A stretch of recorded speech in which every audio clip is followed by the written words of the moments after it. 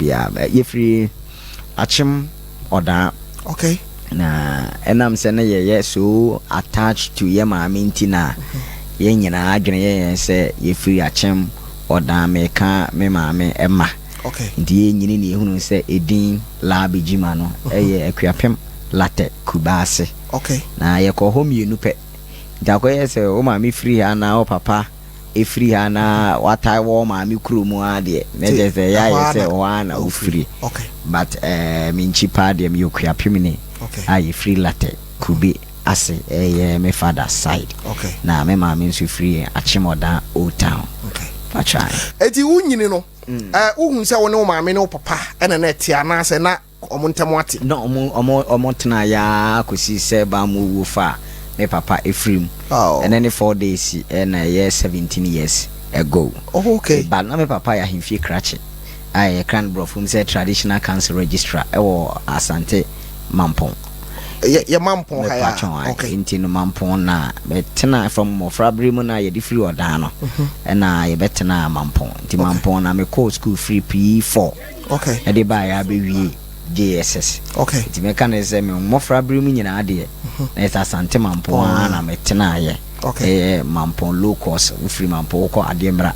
O trust station ko fa video city so. Video city wa. Okay. So abeti esi me say o na mu ho na ye Mampong tade mu ho na pa twan tade na video city wo anti won say minim ho ka fosro na fa left na akọ new market chemo no esi o mabudu o kam ho na presby for new life town presby o fa na chiri a o kwa kopi ademra ne low cost o fa ho a o kopi chiri fa so ne kofi sapon aha because Mampong na maami bi woni e fe ne kantanka no e choba be pa cho no kre me maami no other boys say new Mampong no choba na yare. Wow. Eti yenhwe appearance na minim se na me maame call Salvation Army. Okay. Enti from Salvation Army wo achimoda no na omo bete Assemblies of God. Odane obro no efe Jamaica. And you fie ye popular Jamaica efe it is the Lord. Okay. And it is the Lord ni ye fie ni opposite one na osofo osu safo betena ya omo de te Assemblies of God. Me maame no ye very strong member. Then he transfer by I call Asante Mampong no na chese me papa enko asori bia me maame nso enko asori bi omu anu akosra Assemblies for kakra akusi se me papa me enko asori and o se ani obekọ asori do obekọ no na asori o ye praise be na maame so okay se praise be ni asori a wo pese wo kọ na me jai me de no na me abeka ho to make sure say wo kọ asori na numu na me papa be yare ya eka Tony bro na chese nka wa film. Okay. Nti enum na me ma me frase se ahomachen paebo ne ade nti afi mete paebo ne ade na sabre na oto osofo ba estanyameche. Okay. Reverend estanyameche ya. Ne ade. Yeah. Ne ada that time na program ministry mabo radio fufu no problem Capital Radio. Yeah. Ne Garden City morning devotion. Yeah. Abeba baso ne ade satana eja osai kwame the graft osai kwame yeah I think pankrono no e soja ni yeah ye na homache a ene of many am the Gyimah ene ade nti no mo de omo bobo mpaya e na musa anti me papa enwuo no a na ni be bre so no so be kwa asore no de ani bre no e be sua yen so na de musu mo na kwasi adaidu na se men kwa asore no ko na so be kafie wa be to kakanka ya mfam pai bo na de kwa asore ye de ma bo anti no we nya fe na be bo ho pai wo ma da ho nti de wo nkwa wo na me nkomra nti na amaru so bi ampe wa na na chese sa na ko nti we went to church not because ope and that strong duress one con some papa no so wa yeah obey say wutu wow a giant and kasa na me mama smallish very cute me mama pe me family mama na so my we are hanging say obebo anti fa na so fa nyame ba bi obeto afa no mommy so sora homachene no obo mpaya aya ode muka ho ana ba bi on ka ho ba bete okay obete the way anikunu wu na nani abre no na timi se ne mpa ebo no formula bi anhye dan anim okay ase de nyame gina ho a e wo se nyame sa ne yare na nyame ensa na wo se asa wo just wo so sa nyame no na say just force no enti no na if you the or starting in bible na obi ate so it started ringing a bell wo yin nyina ye na komam ne este nyame che nwom a ye bobobobo na edi sa na ebe form ye ne praise bia ye de yen eko ewure mu sabre ni mu asante mampon ana na ba bia ne yete na se adwuma na ye ma o adwuma pani bia bangalo na akotes tini e for low cost isi akwa be ko ho egu timba power 4 low cost number 4 dim penifom ne o ntina fe praise before ba ho ebi hu se o sa ademra ne sa area mu ho no praise asori bia eni ho nti no mba tv ede ma ye na ma me nso ejina mu de me papa nti na afi yen ye de start asori no ankasa children service nti yen ye paniers ye de start children service ba ko wo yisisi a oyerepa oye encounter anadwo fe ni general the general na say the general so de minu anu no minu okay zabe no so wo mampon mini ni nyina time general ne bibiri keka ho sa brand na chesa fi ni children service for no ye ginam the nyame so ai because the general no powerful cruise ni nyina obi abedi sofo na se edi nkomo ba be ba okay I was here for I SOMPA 93.1 FM one shedan hie obi o ye killer bia bia o ma me ye mpai bofo o papa ye good but utim ko hie obi o school no ye killer ono a waye no hu nwunu waye no ho hyehye obefa kwan bi so atimi adada wadwede school time when hie bi sa dabi ma ni boni ansakra me ni boni se na me ye boni na me sakrai ne mom no mede nyamesom onkwala bremu a ntafi nyamesum ni nyini ni mom na na boni nso nyini wo memu samum on say obi adi boni ano so abehie rade me de ne de when the best in me was coming up, that is when the beast in me was also growing. Serious ne papa nyina if I say nyina bom sabre no because obi a me wo me start preaching am P6 P6 ebema kwan called JSS. The JSS one, a teacher will be preaching ama. And I'm saying as we meet me aye. And so na me boa. I'm the vim kujinem. Man preaching you crown the school in our swami. One on is me did chaplain. Chaplain I was school more. Intimate preaching na. They say they make us me meet na homache. I'm the akwaji me dia wi a. School continental diane. Man toma me dia ne ade. Amaru mum kra na ma sponsorship. That ade nti ye tete post no untimi mfa mo bia. Ayi da ho. Ai me a. At the time I was come here chaplain kra ma anu na me nyai. It no even school mo on sabre ni mo no me the first person ye me. Officially say we chaplain don't we seniors ni bia no me empire before. At me ba Gyimah din wo sa kwan no so. Ndi awie JSS atro wie nti atro wie ye no me general ne adese ka ho nyina na ye nyina yete low cost ade mra ne ade ne organize emrante ne mama wa sabre no mtro bi si ni nyina ewo video city e de ye empire bo sada no e da onyankopon ase inti na the outdoor of adomo nyame de adome sabre no anso no e na ye the outdoor of the nabon sam so pese oyo. Well, they see and say that was the first. Na lady B. What's name in fee back one mienu. Bibi into be the he's a soft mammy. Wow. And that was the first time I'm in no. In ya mpemwa grow ya sorry no. Ewie. Nana. Okay, we are going to be very explicit. I know. Me today. It as what the whole be a prepare. Obi da. As what da as obi as what no be prepare yeah. Sun started to the infancy wa. Come here and say what na from pa. Video city one one. Mo ye prayers no. Yeah we no. See ya we am ade asa. Very 11. It we be see ahomache 4.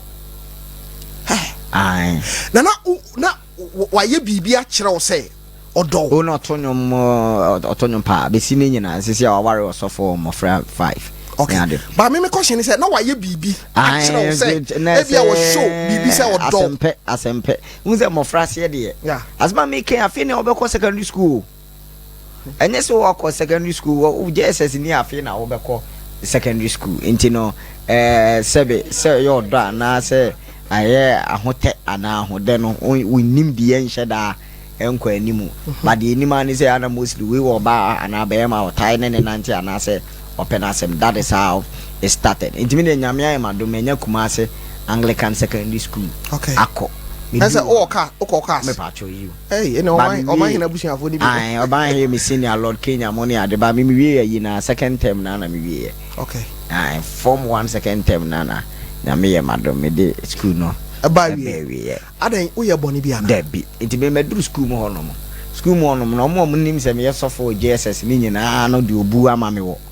School nim abom paya man krofo be 55 sabre na mo nyina sakrasisi ya no be 20 eda so ya sofo wow omo ejina mo den ejimi na me jimi din say abrantie bi abaya spiritual ba ne o spiritual bi wa no otumika okay anyway the abenya smallest spiritual bi wa on pekasa na o ye mpaibo Gyimah me din je na ba ma senior fo mpo boa me isi mentade and information free by sa kwara mo so so this of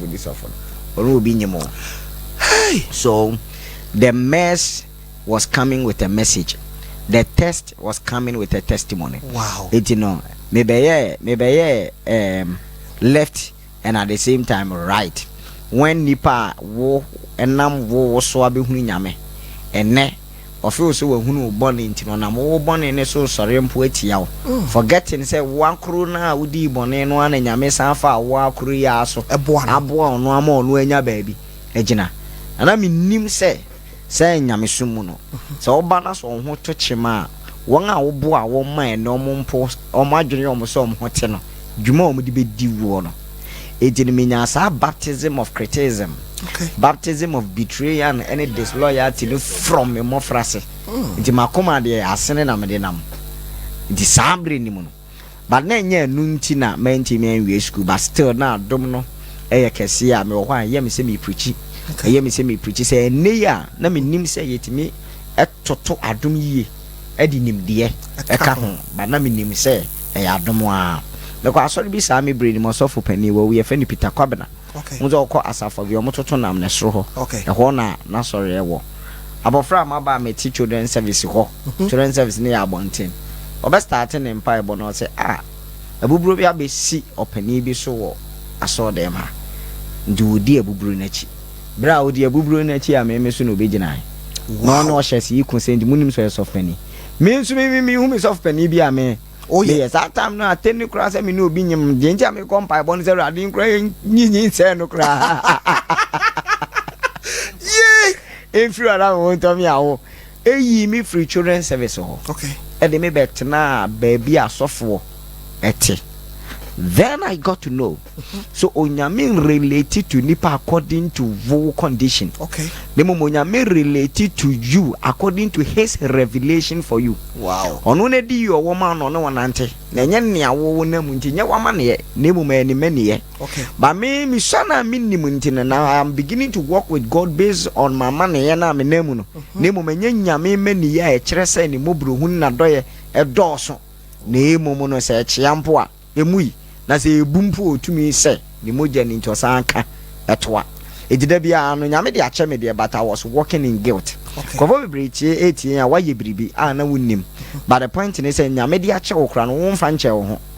When God forgives you, the best thing you have to do is to forgive yourself. It may be ministry no won a what to be brika epra onzo wo sports na yonkofo bi omo nkobi omo tai wa kire omo kuta structure na yeah first aid for no ti me de no ti what ahwe ye sorry ko nsuo na bo ahina enya hwe de atu bi enya hwe wasum nyame na ze wato nsem wasum nyame na opema wasum nyame na bibi bon ya 20 di en oyoduyɛ fo kɛse yɛ sɛ bibi tɔche ma yɛ ho a nia wɔyɛ ma me no ɔbɛyɛ ma so interview na nka bonsam de yɛ as me mess na nkɔde akele me sabre no me mmɔfrase no ɛbɛdane me strength and me message nti obi hyɛm na ɔka kyɛm sɛ sei no aya no mabuzan sɛ nti deɛ mempo nyame agye me na wo So that is when my strength came. Nyankopon ya adom ma abofra ne ye wo ne se si o fie friend Christabel we wi a or call the nurse, and anytime I see her, I see the strength of God. Me hunu will be a autoform on yami pejano. Me hunu will be a encourage. Me hunu will be at the tender age. Nyoma boni ti me tono. Nenso rade se ma basa. Eda oso. But me fa wo ntwem se bra na abrantie no edwane afri ni nua Esau ho no. Yeah. Jacob. O se wo ye 90 kutafo o sisi me mpri no no. Yeah. O hie rade ne rade address ne esiye e wo ne Esau ntem. Nimumerade address in shred than a name. Wow. God does not consult our past to determine our future. Okay. I'm on Shiachi no the actually dache. The mobru huneson or your alpha and omega. And Julia dear omega ne intrum na alpha. But them just or ya shasi any way ya the atrum we and a conenco. The enshadi when yami will be fras yes or so this became my strength.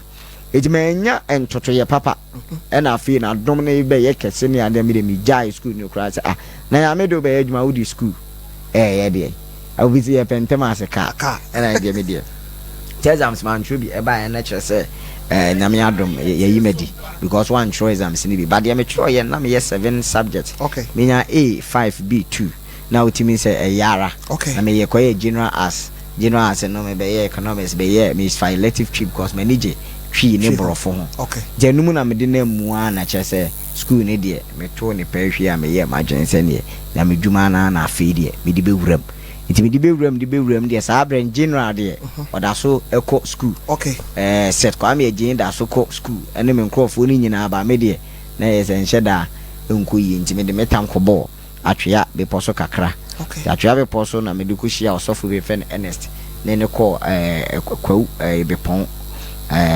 koya sorry kakra ho na msan ba atwea na me de be shi oba be a friend part film koye na sorry man wa shaman ta shaman na metena ho no kakra Lebanon zone 2 okay aje kojo area mu ho ti me bo honum kakra ba 2 years that 2 years na so na me nam fonom na me no be start secondary school no mo bra so mo be wie okay to mo so be yem pai ba de nyame ase de see 3 years ago ni say ba we there na me ho odene nti me kan won a ye invite wom ho no but omo ye no obo ase nti me ye no obo ase wie na branch bi no say there bi said you tie there say ma ko huma me bi ye bone mrane abrewa say you asante mampo but ne din di message so theater kra ewo obo ase ana ne ku ye man speni pa ma me fan ku no mo mpa ebobu opompora park ne so enhwe do nyame beye today ame ko huma me no kwa me ne menua nkwala bone mu de general menua ketwa enfiem de o chen me afia na abosumi bi ti me fa no menua ketwa asa na ye koye nti sabre me na ye se me di sofo na ejinem no ne bra ne koye anchi na me ma me ba na ye me ewo obo ase nti me tena obo ase nso kakra pa me ni obo ase fa from kwabra fo so kosi tutu kane ade a ne ho nso nyame ye madom na ye pamo me free asori nim DJ na me koye ye programs a asori no kra na omo de me ato ano me nhye de nya time emma wo na me nim se afi no nyame dwuma no eni hia enko na me nim se nyame dwuma no eni hia enko ne nso nwa nti ma benya danfo bi a ono nso nwa da bia me kan mbu ndi ano afre me afa me choose ma me moni di bi onti di better but me kan wu an wu an de ho ati bi se wa ni mo ho nti wo da de di kan no je onye wo kwa na de wu a okay na me fan mpa wo ahye cause doma be gu ho me preach sabre no nye invite me ni mpa bo a so fi akwa me nante ye 2 years wo bo ase na me share ma mpa bo a mpa bo a yes sister BTS is a friend Juliet Ampa is your Accra or Facebook on the Masama maker also for back on so friend Frank on the America Franklin wa Accra on so she is on the America omo boase omo ni mi sabre ni nim what I am talking about because also nkofie nti wa ba ne a fugitive wa be stubborn wa ba asesa nti no hwan nchen e na asori na woda no no sisi ya pamo ti makwa akoda madam fo nchen paboa bibie no nti afa ewu ampaboa no na me share na enye yize sa mokwa wo share fata wo se na asori ja satanize die enwum bia me peye fache onyefu nyame maba makani winchi ejai etwa na wal gender ni gidigidi nyame sem ne mpa boto aso na so fo say wo yade nti ne next week sambra me ko ya uja fa pe pampa boa no ntimi de mi se wo no anu asa ko to foforo okay ntimi mi se dada nde e no grade en ko na siki foforo na mi sa be ginem kra na me de foforo na me hu dada no so a ehye wunia na ene ye sa ko so de aso na e ko na boys and girls de bi o mu hunu se o shampa boa ba ko mba so nti na me mfa me mpa boa ne ma unze ne wo phone bi ketwa Motorola ni tika ka e bele na etwa no yes abon 9 abon 10 asori freme we phone bele na etwa no unyam paboa nche unyam paboa serious but share ade bi a watwe mu a won sa anka no ebere bi bedru no na e da opona no ene paboa me de ye de nyame wo nyame oyesronko paboa ye de mpaboa na me de mpaboa be ye de enti ho na fe me hunu aho kire se de aho kire ne etie na nya asem ketwa ene na mu a no Nyankopon ye madum be nya madam for Frank nchen okay Frank ne nso wo ma omo ba ne ho but omo ba na am se me da ho ni ntino ntimi nye de opeso ye tine so fa so de ehye nkom e wo dayim so aso dan na makomi krum e wo achimo dan na nyame de me ye adwuma ho no ntimi pede a me nkomi krum dise asema abra yi kan de enso be ne dey wakasa sambre ni ma na me ma me nso e frɛ me se ba bi o matu akotena wo dan no mo te praise be foforo e wo ho enti me mra na so me nya me praise de me de ye de kan because me ndi praise sofo bi a JY na me koi me be ye prayer secretary with JY and a general be ye president okay free ono me praise be de afina me say be sua him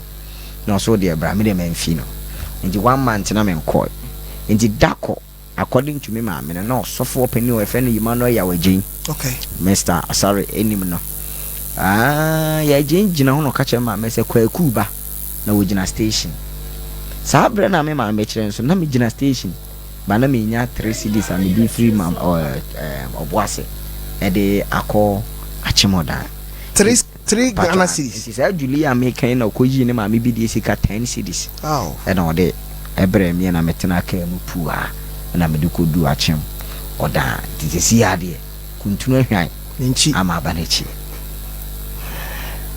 bonyom kakra hey yeah baba nana wonim se obedu ba bia odui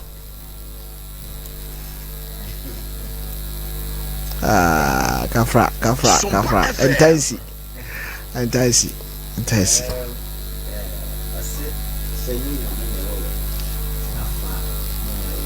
okay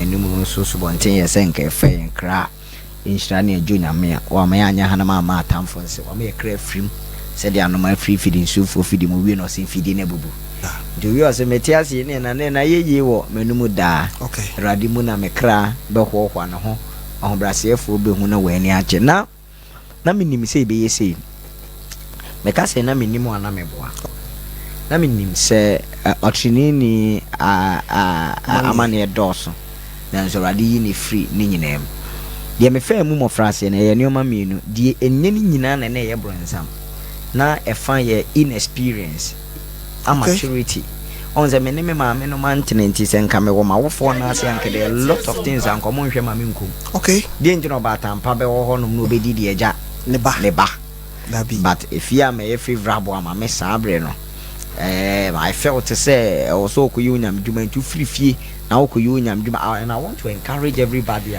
o feel so nyame e de ne nsa kan opeso yunyam djuma ne say power without control e be a disaster okay it is so nyankopon afre wo you still need to be under some good people not people okay. Good people who understand your call and your ministry so they be on beti me e de wo anamo esisi na o ma church ye this is the things I lack okay and I mean don't yankopon say me nyame ebra me start ye no okay bankrofo bi nyame intine nia me fa mu no omo mfa mu bi because I can speak to them not only from the Bible but from my personal experience ajo nyame afro na wusua 3 ya o de koso sua 3 ye no e fa nyame friend account because Bible class a false balancing is an abomination to God. To cut the long story short, you know, I about that. I'm a software no hume. Freddy software no so I don't want to so. ne mom na asɔre ne nya nkwala asɔre nto ntwen kakra nti no ukwada ma hiti pass me preach ya mama preach na ne morning devotion oni pa be sabre no me 9 ya man preach ya wada ya man preach fiada ya man preach na me ndo omo nye ba me nim bi nti asɔfo ne yɛ Saturday no omo mra nti nipa no so te be ka 5 ɛna o Gyimah me sɛ ɔhwɛ me sabre na me ya sɛ me wa dom na wo kama hye saa but edni no feel na Matthias sometimes a gini pedido before you entrust something into some people's life you must see it and know say the papa na me dia di emmanuel timon devotion nipa 5 na eja mi so onipa ba o say dey biara wo de won sabe yo no for ho de nyina ayo if it's nimde ni nyansa ni asama ndo a okon dimire sa soro na me nya na homache na me nim say me first and last man fa ni agro nya me sama e wo me mu a tese na me de o me wiase nyina God shall surely visit you nya me beba be hwe wampa ebra Joseph ewu no a okache ni nua no say mom me bewu na nso nya me beba abehwe mo te na me di preach sabre na nya asem keto so eh we are de te na adwada abeye te adwada me ye ebna adam ye edu kwada na ni pa beye 9 no ne ekọ 20 the following Wednesday ne ekọ 40 the following week ne ekọ 100 it na was me best start kwada empire me krada ukwada ma mi ukwada na best start ukwada empire ukwada nimu no eno mu se no ade na no ya ayede ne nti ene yemfa me nko akropon ye papa bi efe na aboa ofe o ye deliverance ne ade na me nko ye ntete nti ntete ye nimu ameboa me ho akono ene asu president na e wo ho no ko mba ye mpaebo abo ofe no bebe bi ene opani kwadwo kire nso bebe ene mo mfa me nko na baabi ene mo de me share baabi eduru mi so na chesa agensem no mze o na za abo ofe ho ntete en kwa wapa ho ena manya nko bio idi a me ka so nya me enu nya ze wokọ ochimodan ye fie o community sa baby a praise asoro no wo no ene baby a ye fie wo no itese me ne wontem a wo nya me na me a me so ene me maame ene osofo ye agin so ne te asoro na sisi friend Calvary congregation a omanya asofo be ye mienu ana miensa kra ya transformer.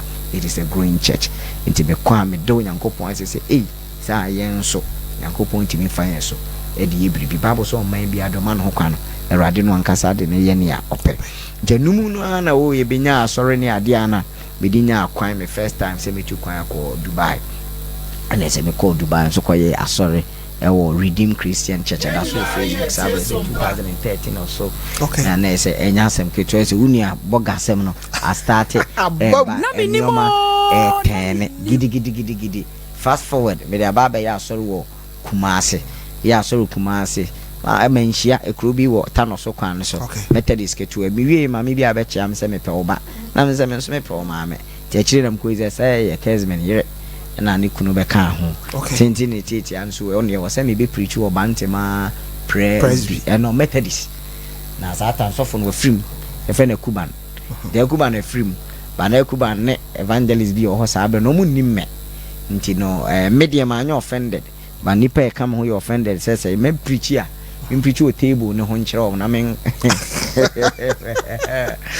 wow ame kasa kakra be say 2 minutes na so fo so o ya de mo me mfa no enko na me be gina mo bantema Methodist na nti no ne me first breakthrough Kumase bantema Methodist me ya so we come di jam kwan sa abre no na ese nyesika ketwa kra enya sem ketwa me first sika me na esa branch me nya 10,000 tete na 100 million ese nya sem ketwa ne di jam ye na Methodist for 100 million na ese o jam de o ye enuoma so me nya bro kra me apeka kra bi kra opportunity. It became very big. Wow. Very big. Block a lot of coin. The numuna Fimbeshia, Mr. Sare. Okay. And Numina Beshia Takufi. And Nuna Beshia, all the people I'm starting says, Anna Branchi, when you small boy being when you're not so, sir. Okay. They started say, pop it up on the Binya, Sabre Numuno, Meneja, wa Unipoma, Henomonia de Kesben, Ebesu, Mugidiana, Bantima Park. Is any young famon pie Busumi be an yanshe. The first one, second one, a branch be the vibe. Eba be generating a honor one or cornea the idea. I'm coherent, Mr. Sare. Okay. And the air not talk Bankuni tilapia. Our honor is that a vibe cocobi. They know. Masa Jamnam, you may do Dako. Dako no be a humi mobile or so a high time. na me hwe edan me ne sister Sare nyina na Mr Bones o Kesben ne ekwohwe sadan edan kese no be say Mike in tem 2 na the mattress ato eda so osisi a na brand to emo nkokọ no mentatia no the whole place omgo Sasari be puno sinti papa ha na obetena nam si ayo I wept that day uncle Obio Yakopon ya adom mam ko share openi kwa benada ako o Togo titi am start e ko African countries me share no Togo preach every so atam na national convention no say na o Ghana na me say ai o te he na me say e no ne asem no be bi atena na ye se me ko be ya asori ma no disika ene me sika source na me Mr. Asari mu nyina na eni mu ye kohwe ya tasma so na me nya me first rented place e wa tasma so e bra me share Cofcans no so am be ebu akwasa me ntwoko ho mfa mpedan dizi ama be share kwa benada akwa ma menya dan wa tasma so ntima da Cofcans ase etu afri apemase bu akwa kwa so e da ba betena me yankasa me geto e wa tasma so ye bantima empaibo Mr. Asari afre me papa nkunya nasa na mze dia na oka last month me catch them say mama yem fan kunya 50 because nipa e ba e na 30 judi yem fan kunya 50 in case obi bra no ape ba e bi atchop nti nyem pai ba e domo ba e na nyem pai ba ye tena se na mu bi e fan kunya space se de bi opani bi ana e bi yare fu ba na se me na no me ka no wa fan kunya se a short because ye tena se no so e afa 50 na me say aha no say asa na me say okay no se nye no na me ka Yasan fe bi aka wona so fast I say 100 tonight I hear 150 nam say no so na say no so asa nam say ndi won komo ne say no say kia na e de ka ne ba no mo so mo kro mo nko ba bia ndi ngonye ewu mu ye 500 so mo yi first 50 no and e sign no mo ko yi 100 and e sign and e say no mo nyi nkonya na ewo kia no mu nyina nti sa 500 nkonya no e no na asa ti say ye busa say ye nye den and mo ntwen me ba John so 3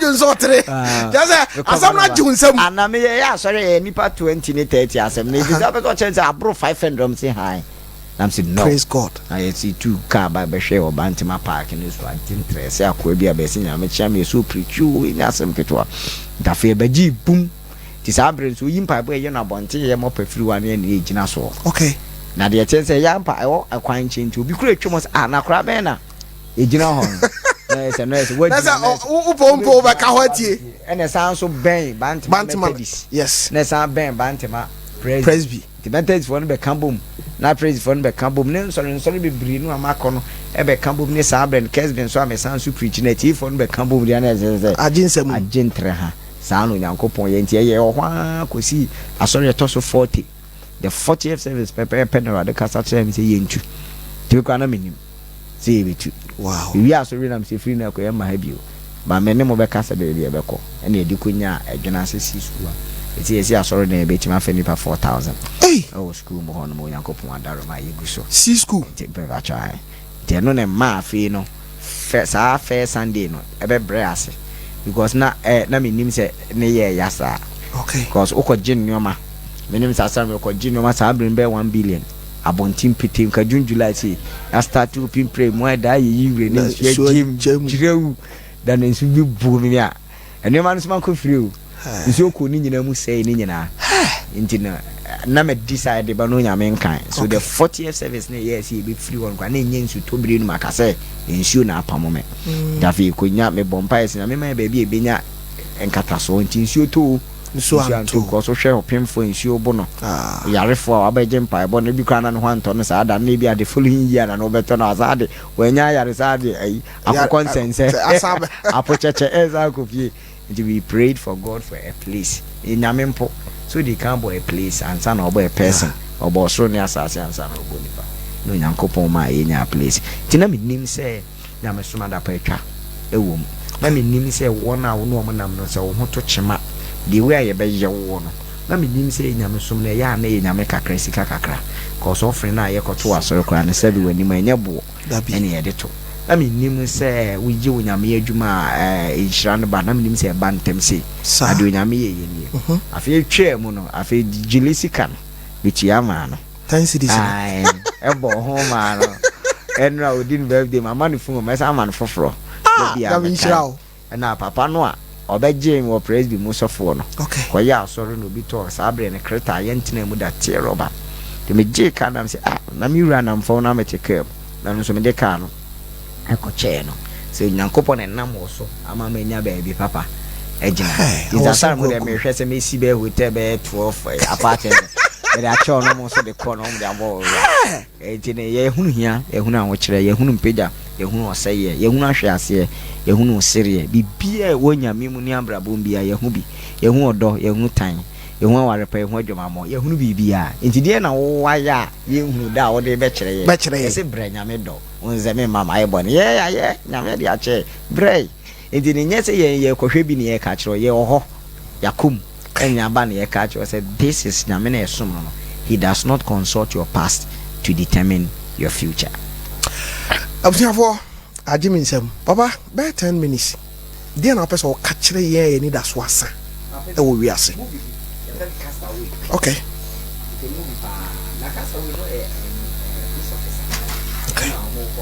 Moko post o mo letter na but she was some na CB o se papa bi no wa dey o ye post officer okay post master I say o mo de if I say letter man eko e de koma okay no bonu mo den nti o mo ko another bia if I say ekuro foforo so and o mo ship no eko break ye nti no ne tintin iti ane say na plane rather akoto nsu mama ne tintin iti ane say wato form wato nsu no obi o kan hu bia awu almost say corona by na say pandemic yes but your brofu bi so e fe endemic ni free I want to so nti say bone ba na pandemic a onyame adom so ye endemic e be free so akoma no na so dem beza me che ne say amane ba ye nkofo ni nyina wu ye ne say abrante no kwa de wanwu otrini amane do so awade gi ni free ni nyina mo obehwe ne so ne dompe ba akokra emo to onyame preserve sa abrante no ena ne yiro wo fie enam say wache nti wacho ena na damfo pa ware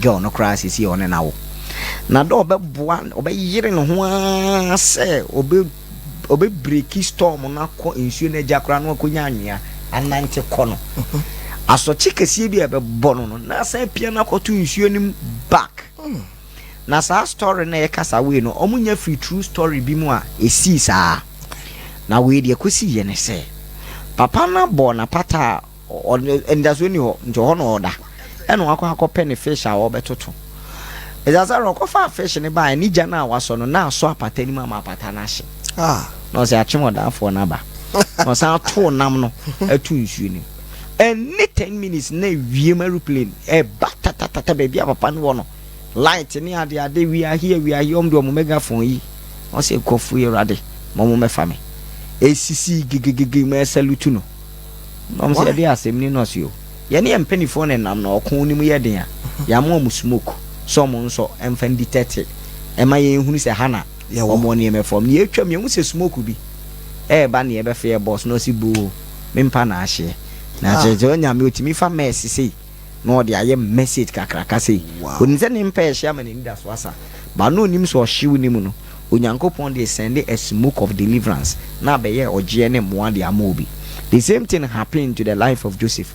The man coat of many colors stress we Gyimah to fia kwa mede wa ba wiase a wo be ye na enye Gyimah ba ako mede wo be ye ha na mede wa ye ho na mede wa ye ha na ekire so nyame hire obi a enye kwan kro no de ne fa so sunsum atade na ye coat but of many colors esumduru wo na black and white wo aho kire ba sika okọ wo ohia ba nso ahaban mu no wo coat of many colors onyame the god of versatility, the god of multiplicity and abundance.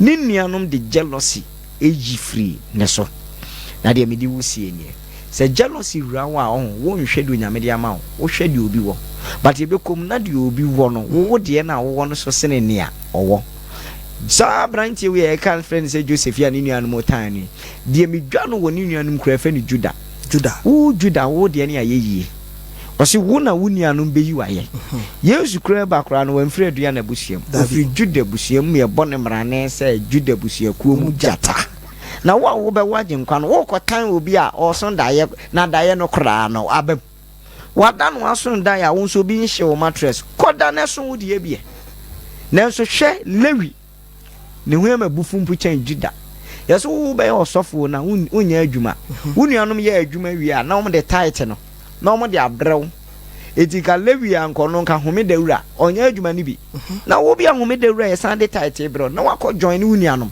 na mo kwa akosori etia wo bi oso da ye kwa Ruben wo de wo papa makra wo na ye pani eba pani nso de wo nhira tu yes nti Joseph we na de na wono ho a wo kọ tan no akwa ba akwa no afon wo ni efe na Isaka na Isaka no de nti a na onkwa akọ okay because no ho nya den no afon ankasa Isaka stature nyina te seme okay but ye man e di ye honhom etu so mo kwa akọ a ono odanyane a de besi wo kon ni mu bia no ono no ka. And the Bible said the sons of Issachar, they knew times and season. They were very deep prophetic. More do much they say and yanko pon the amamon. Namu sound so kwa time. Abranti we have friend Joseph ya or no ye who be you are in abra bokra ebebo. I mean lesti Joseph nuanu mu nyina uchi mu se no bia we ni mu sina abranti we. But omo ehu omo dae no mko hu obi dae. Omo yina tade e no mo ton no. Twa aboa moja e di go so. And any mistake because Bible said the redeem of the Lord shall return. Wow. And a ye Christo funya ye redemption e we Yesu Christo mojem. And at tetene na Yesu might near you so abo you join the digina ho de mano. Yes. It is a ucho join the moja egu atadem de it said the wokum nyame egu ama na ni moja na e kasa ama no. It no matter said the branch and be kon moja ni nti obesan aba. Ni tiawa. Omukọ anom se abo bi a kire Joseph yo yate. Any nanu any nan so mkoyom se papa oba no etiase no san ye governor etiase ne nyama sem so ye governor na che so nyame ma nkwan enya no nehia ye mo be ma nkwan empeja wo bro for say your son is alive and he's a governor you will not just live but you shall be promoted. Wow. And papa ne say na mo the same people am say wawu no mo na mo san be ka so etiase and am do ka sem tia wa matu din say the same people and the same place. The same people na catch Batimi say kwanu tum no omo anom ko catch ne say ma bonto yem ofrew.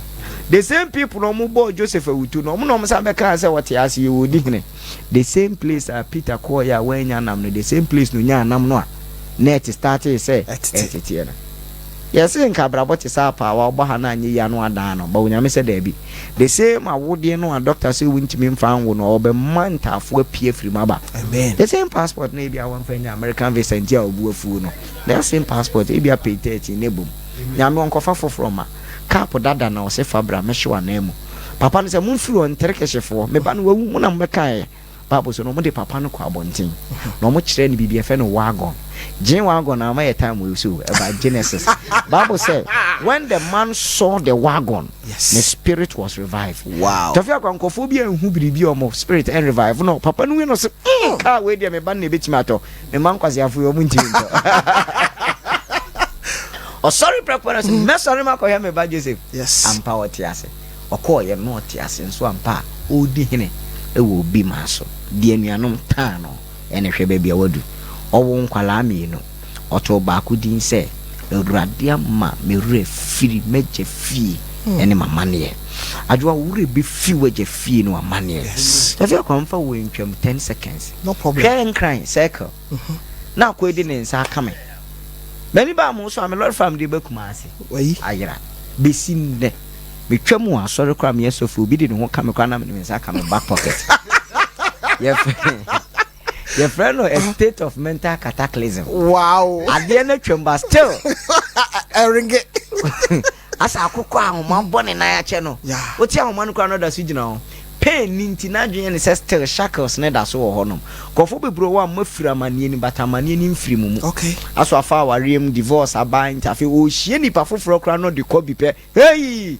Wa kai kwa bana sante se kai akwa we di be me say ba onyame on o jiw free manye no nko a osama ade ni free mu ase ne say obejiwa free problem no amount the pain of the problem na ewo mu no e free ho tafo be hye ni pa bi kura afa de oye obi a won kai kura eh wo de wo bo do de oye wo nyina debi awurade yiwa free mu asan yi amane no e free mu eno ntina Israel for say na ye free mu fie ye no onyame be yiwa free afi wo say awurade ama mewure free meje fie ene de na no school drop out no onyankopon nti mehwe nkofo school. Yes, ene onyankopon nti aka afe ene kakra na mawie school se lawyer e de akosuku pon ankasa hyeche.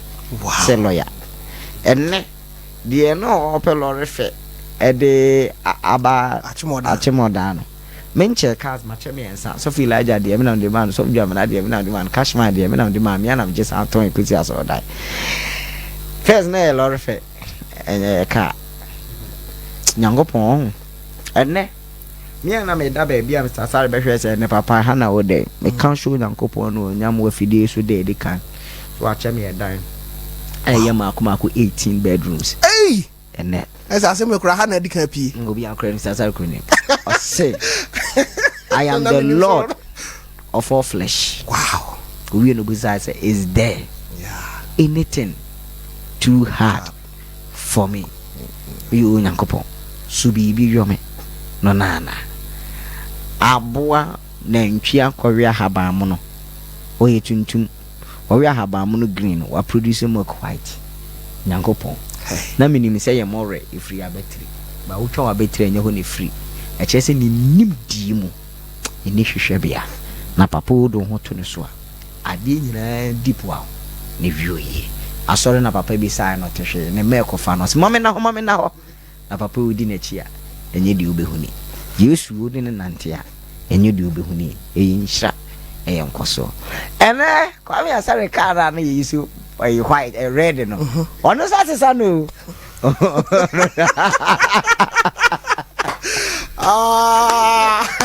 la bi bizana say car na we o say minimbe bi o ka ba mi kura wo na enim se bi say wow radi aye ka bi shira ma just say I speechless seriously